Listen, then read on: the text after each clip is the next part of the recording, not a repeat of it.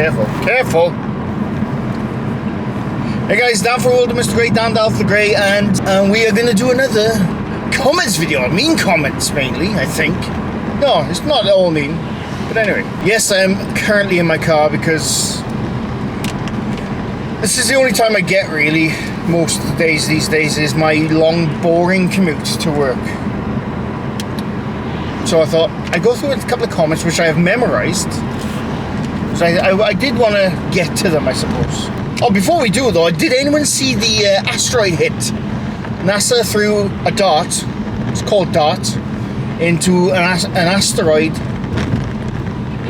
I want to say 14 million miles away, or 7, I can't remember now. But there's actual visual footage of it. The rocket was sent out back in November, last November obviously, I think. And it was travelling at 15,000 miles an hour towards an asteroid the size of the Pyramid of Giza. I think that's bloody amazing. I can't even imagine the calculations that would take to do something like that. I know we sent, stuff to the moon. Yes, we have. And I know we've sent stuff to Mars. We've crashed shit on, was it Jupiter? I think it was. I can't remember now. But an asteroid the size of the Pyramid of Giza. Now just think about that. The pyramid in Giza. I've never been there, in person, but I'd love to one day. But it's a big place. It's a big pyramid. It's a massive stone structure in Egypt. But in the grand scheme of things, in space, it's like trying to find a specific penny in Elon Musk's bank account. It's impossible. It's not impossible, but it's very hard. But I just think it's an amazing achievement. And there's actual footage of it crashing into the asteroids, where it red screens. It doesn't blue screen. It red screens. I just think it's awesome. But my only worry is because our bloody luck as the human species,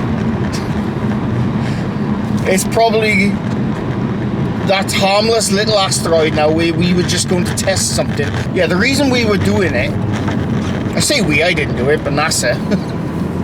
The reason we sent this rocket to this asteroid was to see if we could Bruce Willis it out of the way if it ever came towards Earth. And I'm sure we're going to get the data on that soon, but my worry is, and it could bloody happen, is that harmless little asteroid, which wasn't going to hit us until we hit it with a rocket, is now headed towards us. It could happen, people. It could happen. Because I know NASA could do all the calculations they want to get the rocket there, but I don't think they can calculate how the impact will go. But I think it was within the 15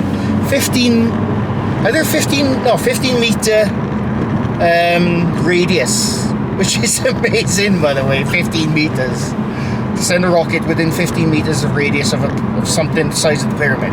It's insane. And this camera keeps falling. But anyway, I am, as always, rambling. But yes, the comments. It's probably only about 2 or 3 because I'm going off memory. There's one from 1888. CFC. I don't know if it's Cardiff City Football Club, or is it Celtic Football Club? I don't know. Or is it Chocolate Factory Club? I don't know. But anyway, he says, and I think he was commenting on my last breakdown and analysis video, which we'll get to. He says, Mr. Grey doesn't show anything. He never shows a string. Never shows like a mask. Never shows the fakery. I mean, he's right. He always says it's his opinion, but even his opinion doesn't prove anything. He just says it's a light flare. How can you prove that? He doesn't show anything in his videos. I mean, he's right. He is right. Oh wait, no, he's not. Sorry, I forgot. He's wrong. He clearly hasn't watched the last 2.5 years of my videos. Debunking with logic. He clearly hasn't watched them, and he's only seen that one video probably. So he's probably watched that one video where I literally say in the beginning of the video, this is not a debunking video. You gotta love the newbies. I love them, really. I just always find those comments really funny. They always make me laugh, and for some reason, it's always the first comment I see in the mornings. Look, it's my work colleague in front of me. Look. 1888, I'm not having a go at you. You're just a bit misinformed, that's all. But yeah, for the last 2.5 years, where are we? Yeah, for the last 2.5 years, I've been making debunking videos. Now, granted, I have not made a debunking video in a while, because it's simply because I haven't seen anything worthwhile doing, really. It's all been TikTok videos, which TikTok is in a lot of big trouble at the moment, and rightly so. But yeah, the majority of the videos on top 5s, which again we'll get to in another comment, is TikTok videos, where it's what's the point? I mean, other channels, if they want to debunk, other videos which they've already done, or like people who are clearly just bullshit, that's fine. But that's not for me. I've gone through a lot of channels over the last 2.5 years, and you can see it on my videos. There's a playlist there called Debunking with Logic. Go watch them, 1888, if you haven't. And then you can come and have a go with me. There's a lot of videos on my channel where I literally show the string, I show the mask, I show all the fakery bullshit, and what my policy is. Like, I've covered, what's his name? Franco TV a couple of times. This was over a 1.5 years ago now. I haven't covered him since because I made a debunking video. I made 2 or 3, I think, and that was it.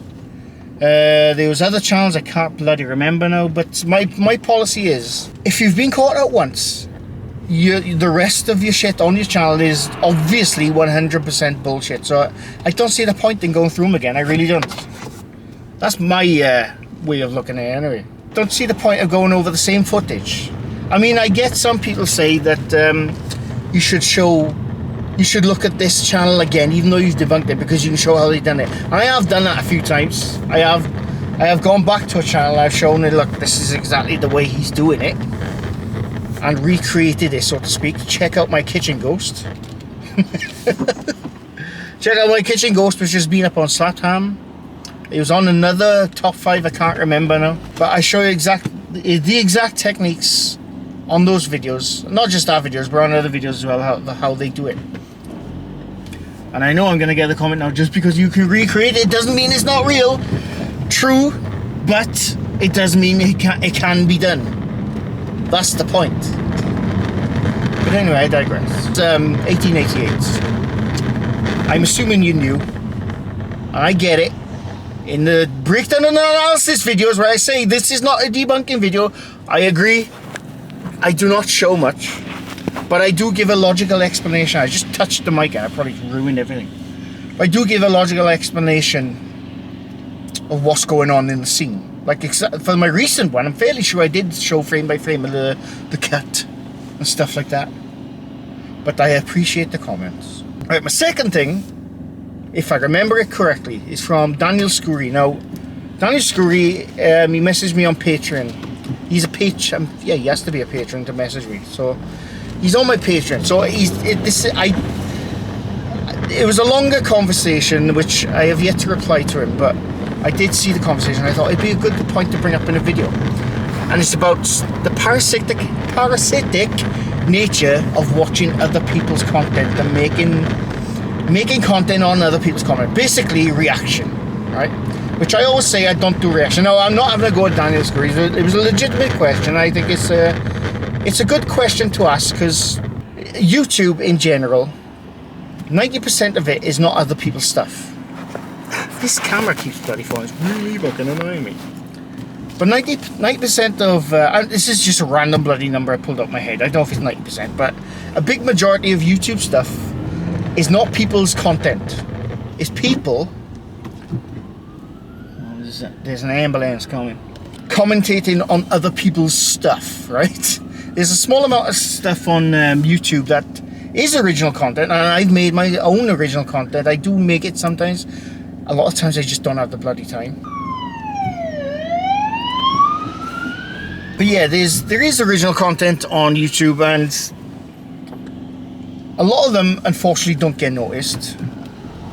Unless like some big bloody streamer or big YouTuber comments on them. And that's just a fact. It's an unfortunate fact. I'm not saying that's me. I'm just saying, like, the big YouTubers who've got like 1 million subs or whatever, they will comment on a video which has like 100 views. That'll blow that up, and that's unfortunately, because of the way YouTube works, that's unfortunately how that little tiny video gets discovered, is because some other YouTubers just randomly come across it and he starts commenting on it, he or she, sorry. But the parasitic nature of watching other people's content, it comes under fair use, right? YouTube, thankfully, because if it didn't have this, YouTube wouldn't be around. It's as simple as that. YouTube thankfully has a fair use policy where it's if any of you were here about, when was it? I think it was about a year ago, when one of my urban exploring videos got re-uploaded onto another channel and they just deleted my face out of it. It was hilarious. And then I made a funny video, and I wasn't even mad about it. I should have been mad about it, but at the time, I wasn't even mad about it. I wasn't mad that some small channel, smaller than mine, I'm a small channel, but he's smaller than mine, took my entire video, deleted my face out of it, and made out that it was his video of urban exploring this old abandoned hospital. I thought it was hilarious. I thought it was hilarious that happened. And I even made a video about it. I went on his live stream and I had a bit of fun, basically. And then the cheeky bastard copyright striked. Oh my god, it's all coming back to me. He sent a copyright strike to my channel about my video, making fun of him stealing my video, right? He stole my entire video and I got the copyright strike. The balls on that guy, I couldn't believe it. But anyway, eventually, after a lot of shit was thrown back and forth, we talked it out and he took away the strike. First of all, I can't believe YouTube allowed that, but that's for another story which I will get to in another time. But anyway, right, so basically he took my entire video, re-uploaded it, deleted my face, and made out it was his. Now that is not cricket. That's not cool. And that is definitely not allowed on YouTube.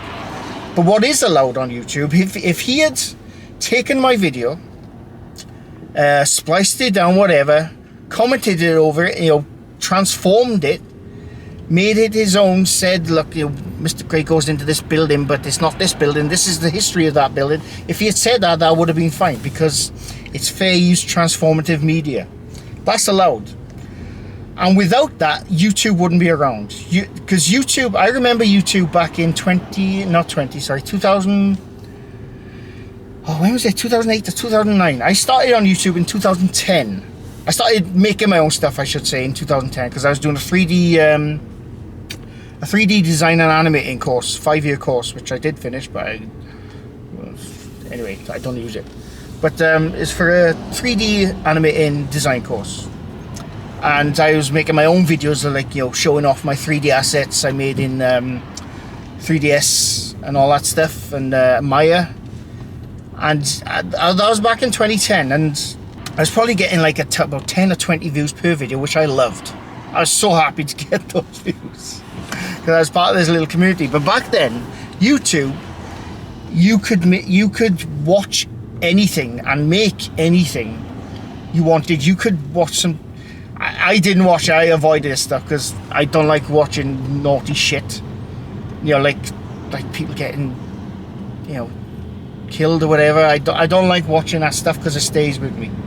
But back in in the early days of YouTube, anyone could upload anything they wanted, even the naughtiest shit, criminal shit, by the way, and get away with it.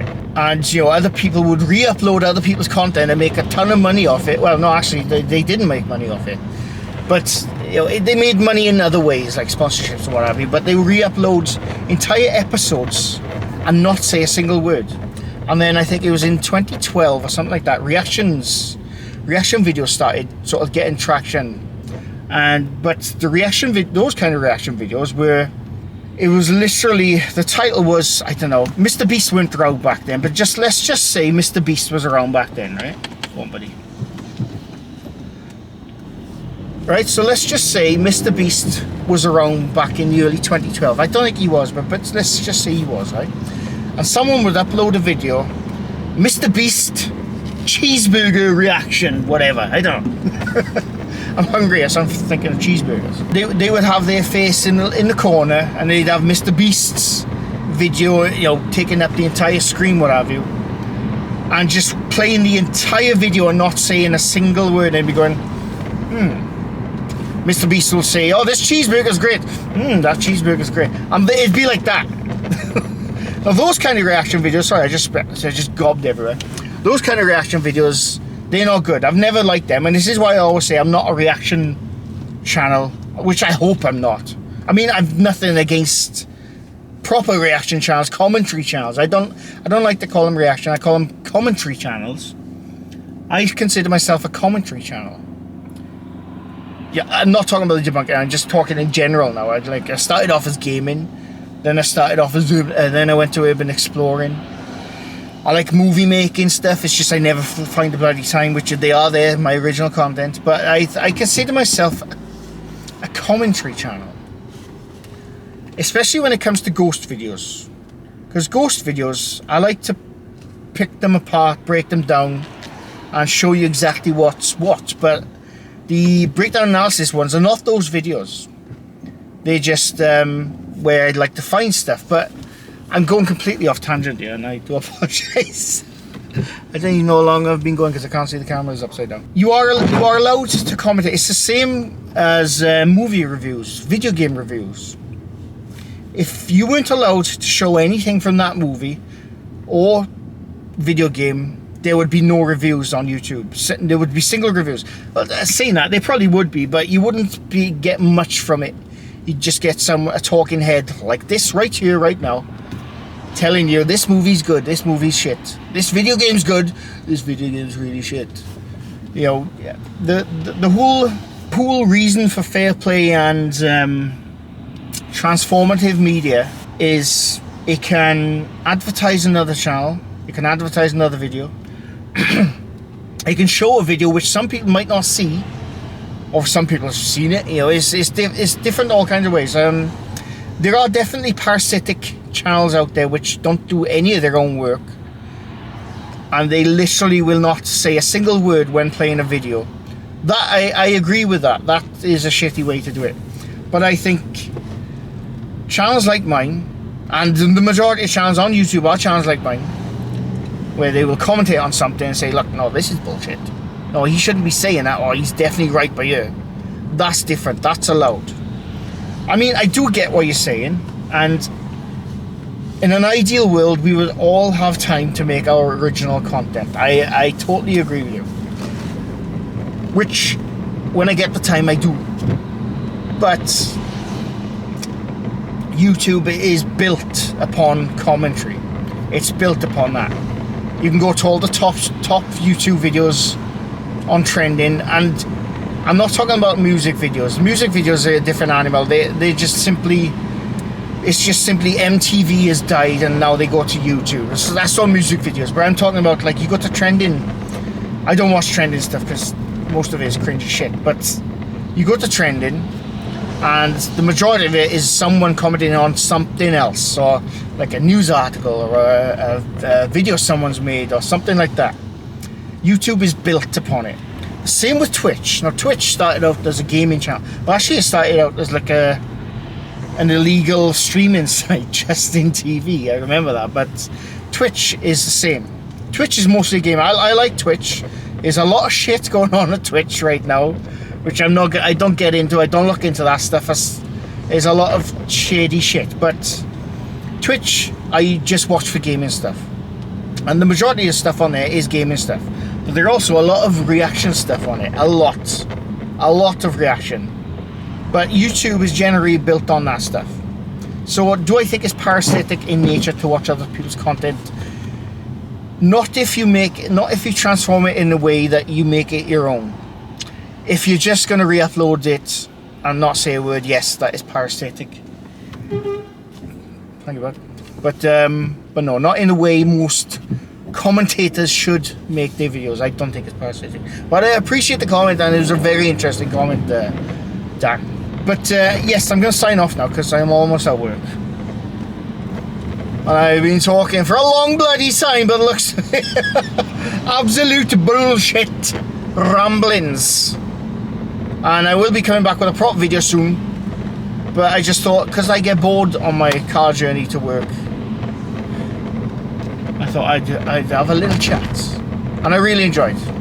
But anyway, I hope you enjoyed. If you like this video, leave a sub if you're new to my channel. I do this quite often. Not in the car I don't, but I make a comments video quite often. And that's it. Thanks for watching, and bye for now. Of course, we overtake this car in the most legal limit possible.